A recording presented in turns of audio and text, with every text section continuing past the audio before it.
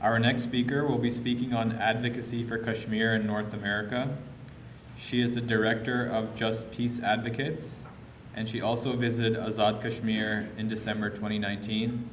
Please welcome Karen Rodman. Assalamu alaikum.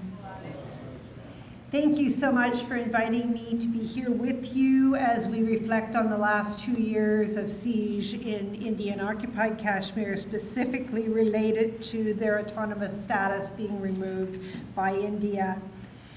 The removal of Article 370 and 35A of the Indian Constitution and the suspension of the Jammu and Kashmir Constitution removed any, if there was any, optical illusion of an untenable status quo of military occupation in IIOJK and set the stage for what would be the next step of the belligerent settler colonization. At the time, and many of us were out on the street at this time, a few thousands of us, you will remember that there was some minor Canadian mainstream media coverage. I think we had Brother Zapper to thank very much for that at the time, and also there was some limited discussions as we headed into the 2019 election with NDP and Liberal parliamentarians.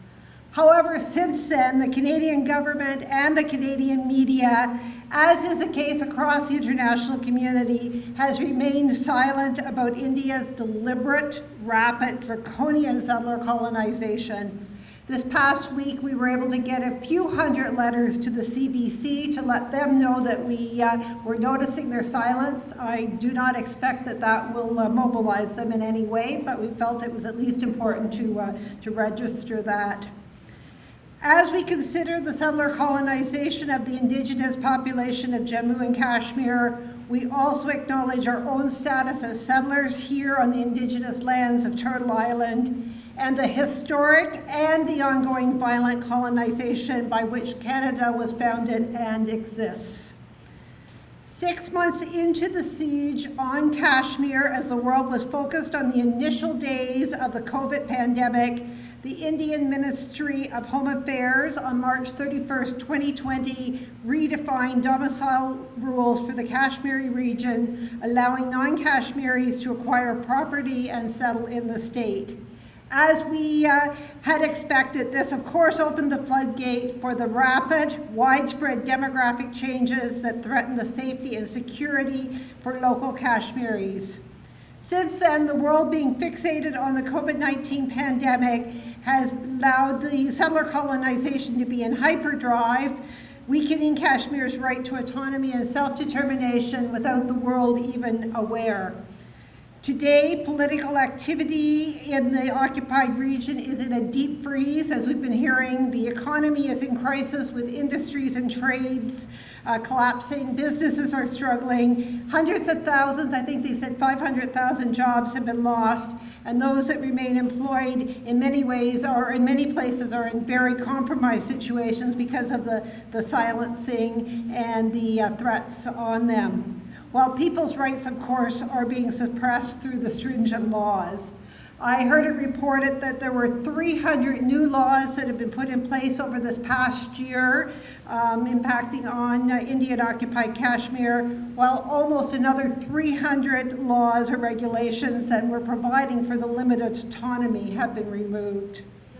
Recent reports now are that more than 4 million domicile certificates had been issued by the occupying power to its own settler population this year. As a result, the Indian government has shifted the demographics in Indian-occupied Kashmir. If just doing the math, that would be more than a quarter non-Indigenous settlers. To put this into perspective, the similar demographic shift, percentage-wise, that's happened in Palestine, in occupied West Bank, including East Jerusalem, with less than 1 million settlers, has happened over 50 years, and of course has drawn much attention through numerous United Nations resolutions and heightened international attention. In Kashmir's case, the world has been pretty much oblivious to the land and resource confiscation and the demographic shifts that have happened in these last few months. Since Kashmir is an internationally disputed territory, the 2020 domicile law, which entails forced transfer of populations and settlement is in contravention of international law. Such population transfer, as we've had mentioned here tonight, is prohibited under Article 49 of the Fourth Geneva Convention. But I do want to also remind us on the Canadian context that under Article 1 of the Fourth Geneva Convention, all high contracting parties, which includes, of course, Canada, are required to take action to ensure respect of the Convention in all circumstances. This means, and maybe put a little too bluntly and too simply, but this means Canada is in fact complicit with war crimes that are committed by other states when Canada does not take specific actions to hold those states accountable. This would be the case in regard to Israel's violations against Palestinians, and similarly is the case of India's international law violations against Kashmiris. During 2020, civil society groups here in Canada called on the Canadian government to condemn India's new domicile laws and its illegal settlement and colonization in Indian-occupied Kashmir, and to insist on compliance with international legal obligations as part of Canada's ongoing relationship with India. In November 2020, the Canadian government responded to 3 parliamentary petitions that were directly related to the situation in IIOJK. These were sponsored by 3 political parties, MPs in 3 political parties, and yes, you're going to hear me right, it was Liberals, the NDP, and the Conservatives. These petitions were signed by 3,500 people from across Canada, and they marked the first time, and this was actually research from some of Michaela's work in her master's looking at Hansard. This was the first time that Indian-occupied Kashmir had been mentioned in the Canadian Parliament since the early 2000s.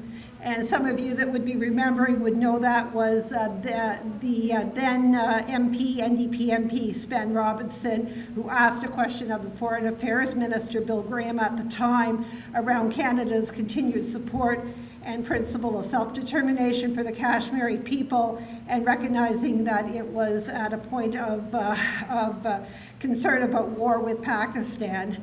The reaction at that time was not particularly good by the Canadian government, and similarly the reaction last fall to the 2020 parliamentary petitions was less than adequate. I might say pretty pathetic, actually. The Trudeau government stated that Ottawa was monitoring the situation and looked forward to the restoration of normalcy and resumption of inclusive political dialogue in Jammu and Kashmir.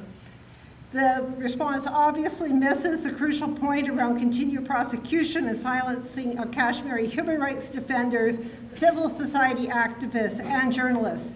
It ignores the United Nations security resolutions that promise self-determination through a plebiscite. It even overlooks the fact that the Amnesty International office in India had been forced to halt its operations after it was targeted for speaking out about the rights abuses by the Indian military in IIOJK. Here in Canada, Amnesty International Canada did join with several of our organizations, including Friends of Kashmir Canada, Canadians for Peace and Justice in Kashmir, Just Peace Advocates, and the Canadian Lawyers for International Human Rights, to ask for hearings by the Human Rights Subcommittee of the Foreign Affairs Committee, Parliamentary Committee, and also the Senate Committee. However, following the shutdown by Amnesty International in India, Amnesty Canada here went very silent on us, and when we updated our request to both the Parliamentary and Senate Committee later in 2020, Amnesty did not return our emails or calls. In regard to our request to the Canadian government, they managed to ignore, deflect these, meaning that we would have to start that work again post-election, assuming that we're going to be having an election soon. So, of course, just as I start to wrap up, of course, the last 2 years is just the most recent chapter for Kashmiris.